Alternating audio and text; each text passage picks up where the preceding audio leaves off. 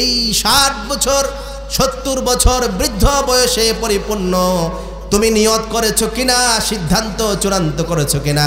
আমর ইবনুল জামুহ বললেন, ইয়া রাসূলুল্লাহ, ইয়া হাবিবাল্লাহ, ঘর থেকে আমি চূড়ান্ত সিদ্ধান্ত নেওয়ার পরেই আপনার দরবারে আমি আবেদন নিয়ে উপস্থিত হয়েছি। সুবহানাল্লাহ। আল্লাহ রাসূল বললেন, ঠিক আছে, আমি দোয়া করে দিলাম, তোমার নামও লিখে দিলাম। সুবহানাল্লাহ। অনেক সময় এই মানুষও কাজে আসে কিনা, ঠিক কিনা বলেন? ইমানি চেতনা যখন আসে, পা ভাঙানা খোরা সেটা আর মনে থাকে না। হযরত আমর ইবনুল জামুহ তিনি বাড়িতে চলে গেলেন। স্ত্রীকে বললেন, মন খারাপ করো না, তোমার তো মনটা ছোট হয়ে গিয়েছিল যে আমি জিহাদে যাচ্ছি না, ঘরে বসে আছি, এটা তোমার জন্য বিরক্তির কারণ হয়েছে, তোমার জন্য খুশির সংবাদ নিয়ে এসেছি। আল্লাহর নবী আমাকে জিহাদে যাওয়ার অনুমতি দিয়েছেন। সুবহানাল্লাহ। এবার স্ত্রী বললেন, স্বামী গো, সত্যি তো আপনাকে যুদ্ধে পাঠানোর জন্য আমি এই বাহানা ধরি নাই, বরং আল্লাহর উপরে আমার অভিমান ছিল। হায় রে, 4টা সন্তান যদি শহীদ হয়ে যায় কিয়ামতের দিন, আল্লাহ পাক আমাকে সন্তানদের শহীদের মা বলে ডাকবেন, উম্মু শুহাদা। ঠিক কিনা বলেন? এটা আমার জন্য অনেক প্রাউড, আমার জন্য গর্বের বিষয়, আমি শহীদের মা। ঠিক কিনা বলেন? এখন আমাদের সঙ্গে রত্ন গর্বা আছে না? কয়েকজন সন্তান যদি প্রতিষ্ঠিত হয়, সরকার পুরস্কার দেয়, বিভিন্ন সংস্থা পুরস্কার দেয়, রত্ন গর্বা, গর্বে যা ধারণ করেছে সবগুলো রত্ন। আর গর্বে যা ধারণ করেছে সব যদি ইসলামের জন্য জিহাদ করে শহীদ হয়, তার অহংকার, তার গর্ব, তার সুনাম, সুখ্যাতি, ভালোবাসা, তার সেই আগ্রহ আরো বেশি থাকার কথা। ঠিক কিনা বলেন? আমার তো আপত্তি ছিল, আমার মনটা চেয়েছিল কিয়ামতের দিন আল্লাহ পাক যেমন আমাকে উম্মু শুহাদা বলে আল্লাহ পাক ডাক দিলে আমার কাছে যেমন ভালো লাগবে, তার পাশাপাশি আমাকে যদি একজন শহীদের স্ত্রী হিসাবে আমাকে ডাকতো, তাহলে আমার কাছে আরো ভালো লাগতো। সুবহানাল্লাহ। আমি তো এই জন্য বলেছি, আমর ইবনুল জামুহ বলে আমি সিদ্ধান্ত চূড়ান্ত করেছি জিহাদে যাব। সুবহানাল্লাহ বলে কিভাবে তারা ফাস্তাবিকুল খায়রাত, বৃদ্ধ বয়সে খোরা পায়ে অসুস্থ অবস্থায়, সাধারণ ইবাদত নয়, জিহাদের মতো ইবাদতের জন্য তারা ছুটে গিয়েছে। কষ্ট হচ্ছে আপনাদের?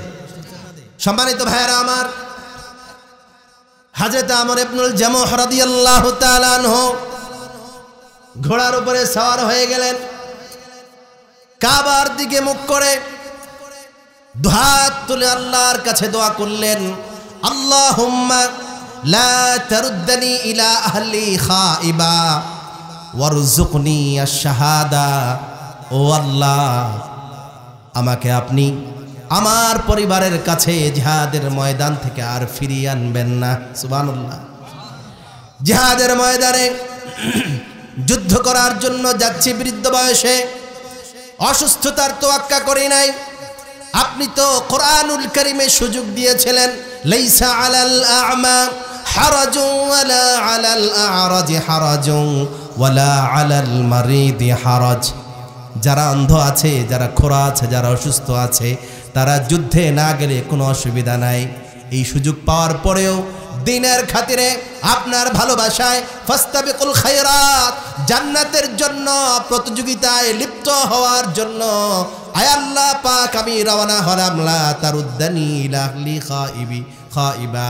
ও আল্লাহ, আমাকে আপনি হতাশ করে আমার ফ্যামিলিতে, আমার পরিবারের কাছে গাজী হিসাবে আর ফিরিয়ে আনবেন না। চিন্তা করেছেন পাক্কা নিয়ত কাকে বলে? এই দোয়া করে চলে গেলেন। 4 সন্তান যুদ্ধ করছে।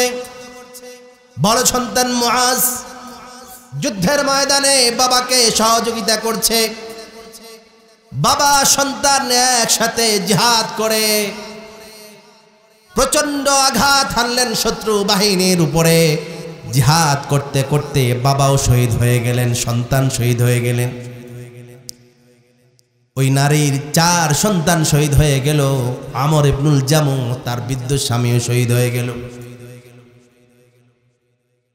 যুদ্ধ শেষ হওয়ার পরে আল্লাহ নবী সাল্লাল্লাহু আলাইহি ওয়াসাল্লাম এই 4 শহীদের লাশ একটা ঘোড়ার উপরে চাপিয়ে তাদেরকে মদিনায় পাঠানোর জন্য যখন আদেশ দিলেন, আমর ইবনে জামুহ তার স্ত্রী এসে লাশগুলো নেওয়ার জন্য যখন ঘোড়ার উপরে উঠালেন, উটের উপরে উঠালেন, শত চেষ্টা করার পরেও উটকে সেই জায়গা থেকে 1 ইঞ্চি লড়াতে পারে না। কি ব্যাপার? সন্তানদেরকে নেওয়ার পরে উট চলছে। আমর ইবনে জামুহ তার লাশ, শহীদের লাশ সওয়ারির উপরে উঠানোর পরে এটা আর নড়ছে না, যত চেষ্টা করে নাড়ানো যাচ্ছে না, মদিনার দিকে নেওয়াই যাচ্ছে না। আল্লাহ রাসূল বুঝতে পারলেন, আমর ইবনে জামুহের স্ত্রীকে ডেকে বললেন, আমর ইবনে জামুহ জিহাদের ময়দানে রওনা হওয়ার সময় আল্লাহর কাছে কোন দোয়া করেছিল কিনা? স্ত্রী বলে, ইয়া রাসূলুল্লাহ, ইয়া হাবিবাল্লাহ, তিনি সওয়ারির উপরে আরোহণ হয়ে আল্লাহর কাছে দোয়া করেছিলেন, আল্লাহুম্মা লা তারুদ্দানি ইলা আহলি খাইবা ওয়ারযুকনি শাহাদা। আয় আল্লাহ, জিহাদের ময়দানে যাচ্ছি শহীদ হওয়ার জন্য, শাহাদাত ছাড়া আমার দ্বিতীয় কোনো গন্তব্য নাই। রব্বুল আলামিন আমাকে আপনি শহীদ করে শাহাদাত হিসাবে, শহীদ হিসাবে কবুল করে নেন। আমার পরিবারের সামনে, আমার পরিবারের কাছে ফিরে যেতে চাই না, আমার লাশটাও যেন সেখানে ফিরে না যায়। আল্লাহর নবী বলেন, এই কারণে এই সওয়ারিকে লড়ানো যাচ্ছে না। রাসূল করিম সাল্লাল্লাহু আলাইহি ওয়াসাল্লাম বলেন যে তার সাথে আরেকজনের বন্ধুত্ব ছিল, আব্দুল্লাহ ইবনে আমর ইবনে হারাম, অনেক বন্ধুত্ব ছিল তাদের। এই দুইজনকে এক কবরে দেওয়ার জন্য আল্লাহ রাসূল আদেশ করলেন। সুবহানাল্লাহ। আল্লাহ রাসূলের চাচা আমির হামজা সে উহুদের ময়দানে শায়িত আছেন, সেখানেই তাকে দাফন করা হয়েছে, আর বাড়িতে ফিরে আসেন। এই ছিল তাদের ফাস্তাবিকুল খায়রাত সারিউ ইলা মাগফিরাহ ওয়া জান্নাতিন আরদুহা আস-সামাওয়াতু ওয়াল আরদ। সব ছিল তাদের পৃথিবীতে, সুযোগ ছিল জিহাদে না যাওয়া, তারপরও জান্নাতকে পাওয়ার জন্য পাগলের মতো ছুটে গিয়েছেন। আর আমরা মসজিদ পর্যন্ত যেতে পারি